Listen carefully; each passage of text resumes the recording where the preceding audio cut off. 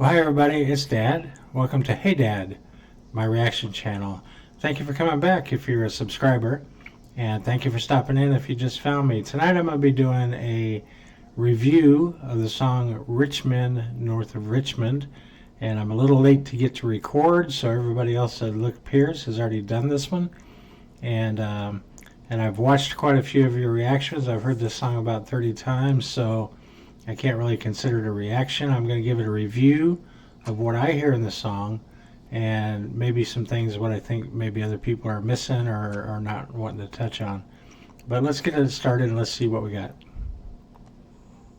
I've been selling my soul, working all day, overtime hours for bullshit pay, so I can sit out here and waste my life away. Drag back home and drown my troubles away.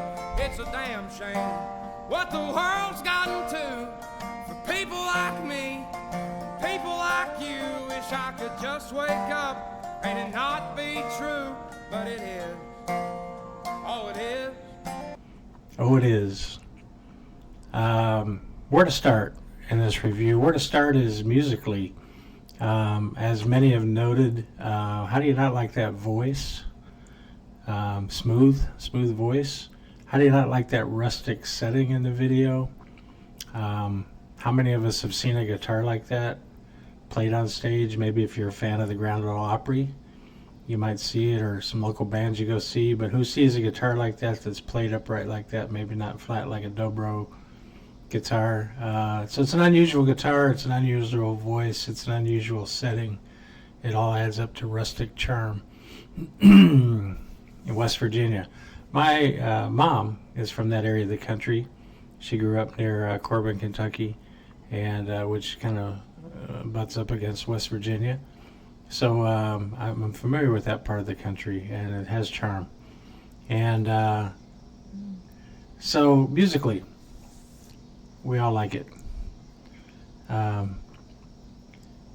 And emotionally, he's singing pain that's obviously touched a nerve, as it has 24 million views as of this week. So it's obviously touched a nerve for pain. Is it a new pain? Is this a new pain he's expressing? Yes and no. Yes and no. Economic woes have been a part of music and culture my whole life growing up. You could make an argument for economic woes.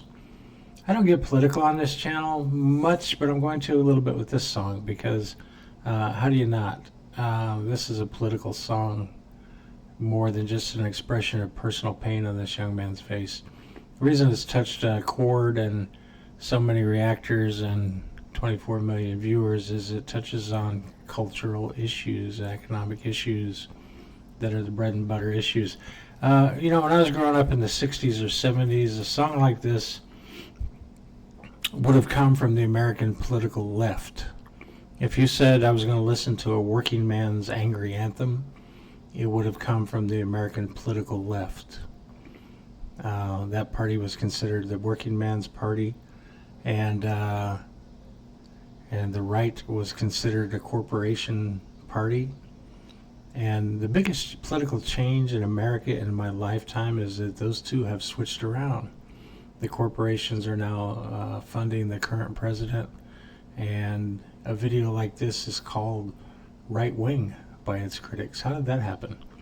How did a video like this, how did a working man's anthem like this get to be called right wing? I'm working long hours for BS pay. That's not new.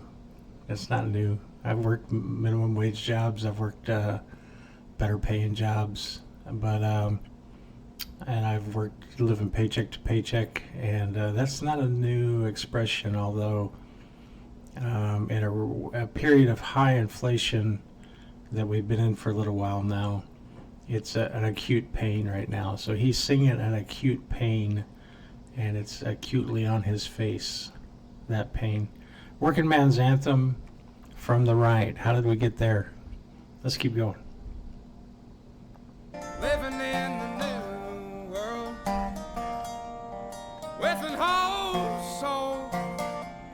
Yeah. Living in the new world with an old soul.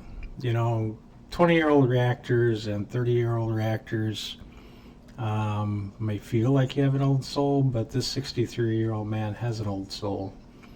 Do I feel like I'm living in a new world right now? I do. I do. Things are changing in our country. Things are divided. Things are changing. Things are flipping around. Cultural revolutions happening right under our feet. This old man has an old soul. Do I resonate with that? That's the best line of the song right there. Living in a new world with an old soul. That's what's new. Is the boomers, we're old souls now, and we feel like we're living in a new world that changed right under our feet. So that line right there speaks to us. Living in a new world with an old soul. I have an old soul. Sing it. Preach it. Here we go. These rich men north of Richmond, Lord knows they all just wanna have total control. Wanna know what you think, wanna know what you do, and they don't think you know, but I know that you do. We do know.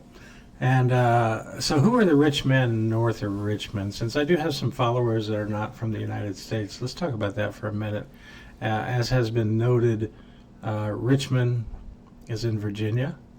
And what is the big city immediately to its north is Washington, D.C., where our United States capital is. Some of the richest counties in America by wealth in counties surround our nation's capital in Washington, D.C. and out into Virginia and Maryland. There are many rich men north of Richmond in Washington, D.C. Those are our elites. Are our elites doing well for us right now? Well, you know what? You don't have to get political, but if you just add it up, record inflation, pending war in Ukraine that's risking World War III, border migration that's millions of times what it was. I could go on. Gas prices. Have the rich men north of Richmond done well for us as they send another $200 million to Ukraine and Europe to fund a war that we didn't vote for? Did Congress declare a war? No.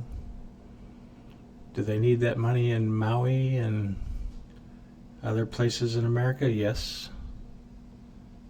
Fentanyl's pouring across our border. Human trafficking's happened.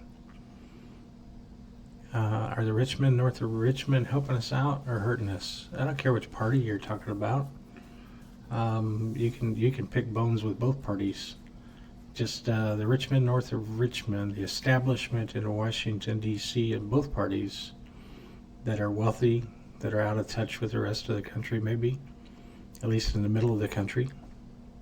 The coasts are the coast, the middle of the country is the middle of the country. He's tapping into something here. Now, a lot's been made about Richmond being the capital of the Confederacy in our war between the states in the 1800s. Is this a song, the critics say, that's urging a rise of the Confederacy? Well, the Confederacy doesn't exist anymore. The Confederacy hasn't existed for 150 years. The Confederacy was defeated, and racial progress has been made in the South. An author that I read had noted that as the South got more Republican, it got less racist. And so politics have changed there. Racial strifes lessened. The Confederacy doesn't exist. So Richmond as the capital of the Confederacy is meaningless. But does it have meaning as something else? Let me touch on that in just a minute. Let's keep going. If your dollar ain't shit and it's taxed to no end, cause the rich men, cause the rich men.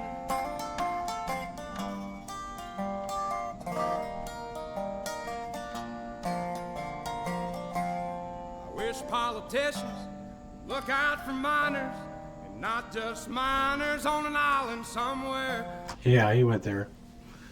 He went there. So those elites, um, um, have a reputation problem right now. Who all is on a list of a certain man who didn't kill himself? Who's on that list? Involved with miners on an island somewhere. He went there. He's excoriating our elites that we're all suspicious of. Where's the list, the client list of the man who didn't kill himself? Where's that client list at? Who's on that client list? Are they in the rich enclaves north of Richmond? Are they in the major cities? Are they on the coast? He went there. He went there. We go there. In certain spheres, we go there. Where's the client list? But anyway, your dollar's not worth anything. Is that a new complaint? It's an old complaint. It's an old complaint. As inflation's eaten away at our dollar since the 70s, in my mind. I've seen my earnings less and less of worth since the 70s, but the dollar is at particular risk right now with this war in Ukraine and the sanctions. And what's happening, I've been afraid of since 2005. I've been afraid of the devaluation of the American currency if it loses its world reserve status. If the dollar loses the world reserve currency status, we're in trouble. And with the new alignment that's happening in the BRICS nations, the BRICS nations being Brazil, Russia, India, China, South Africa. Who did I leave out? That's 60% of the world's population. Brazil, Russia, India, China, South Africa, some other nations lining up to join it. If they stand up their own currency and replace the world reserve currency, our dollar is not going to be worth much. And he knows that, and he's hitting right on it. But he's just probably talking regular inflation. We're in record inflation. They threw trillions of dollars at problems. Inflation's a simple definition. It's too much money chasing too few goods. And how do you spend trillions of dollars on subsidies and not produce more goods and not have inflation? Lord, we got folks in the street, ain't got nothing to eat, and the obese milking welfare. Well, God, if you're 5'3" and you're 300 pounds, taxes ought not to pay for your bags of fudge rounds. Young men are. You know, welfare, milking welfare is not a new complaint. Reagan made hay of that in the 80s. And I don't particularly like that section of this song, honestly. I don't like that section of this song. Welfare has been a punching bag for 40 years. And that's not new. That's not current. I get it. And that probably taps into some resentment, sentiment. I get that. But there are new aspects to that, but not that. Welfare is not new. Putting themselves 6 feet in the ground, 'cause all this damn country does is keep on kicking them down. You know, he did say there are people in the street with not much to eat. And homelessness has been an issue in America for some time. But it's spiking. It's spiking right now, especially with the load of migrants that we have coming in. You can't have 7 million migrants coming in and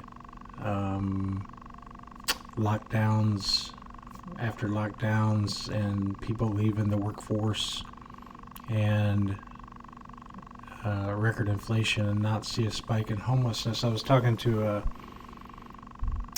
law enforcement officer the other day who was noting the rapid increase in homelessness in our town, that we didn't used to see homelessness in our downtown, and now we see it a lot. I saw it this week. I saw several homeless people getting into a fight on our courthouse lawn, and I don't see that before. So that's new. It's a spike. Lord, it's a damn shame what the world's gotten to for people like me, people like you. Wish I could just wake up and it not be true, but it is. But it is. And I know Richmond, North Richmond, I think he's going to get back around to the chorus where they just want to control what you say and what you think. Well, who doesn't get that? If you're on social media, you know that there's a censorship um, aspect to that. You can't say exactly what you want to say on some platforms. They want to control what you say, what you think. That's a problem. He's hitting the problems. Some of them new, some of them old. All of them add up to his central thesis here. It's a damn shame. And everybody watching this video is nodding their head right along with that. It's a damn shame. And that's not good for this dinosaur country. What does it add up to? I'll get to that at the end. All it is, living in the new world with an whole soul. These rich men north of Richmond, Lord knows they all just wanna have total control. Wanna know what you think, wanna know what you do, and they don't think you know, but I know that you do, 'cause your dollar ain't shit, and it's taxed to no end, 'cause the rich men, north of Richmond. Yeah, we're going to let him finish up here in just a minute. But what does that all add up to in terms of our elites? We have an election a year away. Everybody's fighting with each other. Some of them are being arrested. Scandals breaking out. Arrests are breaking out. We had a contentious year in 2020. Are we going to have a contentious year in 2024? That's the problem. And that's what this song portends, that we're going to have a contentious year in 2024. And after 2020, there's three things happening right now culturally on the scene here. In July, the movie Sound of Freedom racked up impressive box office numbers that surprised Hollywood. 175 million or more right now in box office, beating Mission Impossible and Indiana Jones. Sound of Freedom spoke to human trafficking as our border has collapsed and we have massive human and drug trafficking pouring across our border. Jason Aldean came on in July with Try That in a Small Town, talking about the violence that we see every day on our social media reels. Shoplifting out of control, riots, craziness, shootings, crime. Who's enabled that much crime? And this song, that Lord, it's a damn shame. You add up to this song with 24 million views, and Try That in a Small Town with 30 million views, and Sound of Freedom with 180 million box office. That says something right now. That says something in our culture, that something's happening. And what does that portend for our election that's coming up in 2024? So what I wanted to get back to was, before he finishes out the song, what I wanted to get back to was this. The war between the states was a devastating war in our country's history. 500,000 people dead. We never want to have that happen again. There's a lot of talk about a national divorce. If you're on social media like I am, in certain spheres of social media, you'll see talk about national divorce. You'll see talk about a split, a red versus blue. So it isn't north versus south this time. It may not even be red versus blue. How do you divide red versus blue when you have blue cities and red states? How would you even divide red versus blue? But there's a sense that there's such a deeply polarized America right now. There are two Americas, at least. And the two Americas don't see eye to eye. And does that mean a national divorce? I don't even know how that would happen.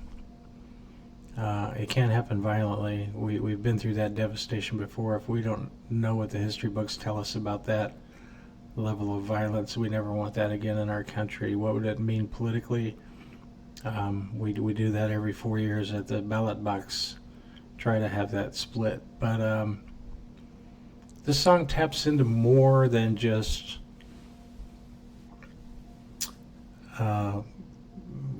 welfare or high taxes or the economic issues that aren't new, that have been around since the 70s, since Reagan. How did we get to the part where we say it's a damn shame and everybody nods their head? Lord, it's a damn shame. Oh, it is. It is. He nailed that. That is the most perfect chorus right there. It's a damn shame. I wish I could just wake up and it not be true, but it is. Oh, it is. Perfect. Expressing this sentiment. I don't have the answer. I don't have the answer of what it means if there's a national divorce coming. But that's what this song taps into. And that's why the critics think it's dangerous, perhaps. I don't want it to be dangerous. I want it to be enlightening. Enlightening. If we don't wake up in America and see the division, the deep division that we're neighbor against neighbor, family against family, we know where that's headed before. We know the cost to our nation of that before. We don't want to get there again. We don't want to get there again. I'd rather you listen to this young man, listen to the pain in his voice, and have some reflection here. Let's let him finish it up.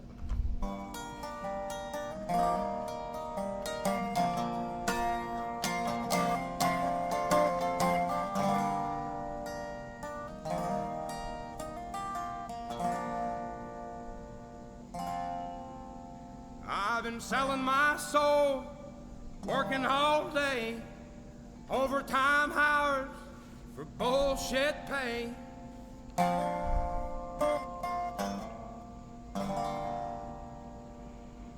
Yes. Boom. I'm not a guitar player. I hack at the guitar. I have a guitar. I have several guitars. I am not a guitar player. I think I could learn those chords. I don't think I could sing it anywhere near that well. Talented young man. I hope he has a successful career. I know some people are talking to him about recording an album. I hope we hear a whole album of his work. And I wish him much success for speaking the pain of the nation and resonating with everybody. What are we going to do with that pain, my friends and my family? What are we going to do with that pain that he's speaking right there? You can criticize it or you can listen to it. A deep part of this country is in pain, and he just expressed it. We're going to listen to that pain. We're going to criticize that pain. We're going to throw labels on that pain. What does that do for us? So we know where that's headed us to in our history before. We need to learn our lessons. What's new in that song that's different than the standard working man's anthem? What's different than the standard angry song? How have we gotten in our country to where he sings, Lord, it's a damn shame what the world's got to, and we all just nod and say, yes, preach it. Amen. Who's listening to that? Which one of the rich men north of Richmond, which one of our elites are listening to this song and saying, oh, hey, we need to pay attention to that and make some correction? I don't think any of them are, unfortunately. Thank you for watching me tonight. I may try another one of his songs before I bail out tonight. Thank you for watching me. Please consider a like and subscribe. If you haven't done so, hit the notification bell so you know when I post. I'm going to try to post at 10 a.m. on the days that I record and post. And leave me some recommendations on what you'd like to hear next. As always, if you need a dad hug, this is Dad. I care about you. I'm thinking about you. I want you to have a great week. This is Dad out.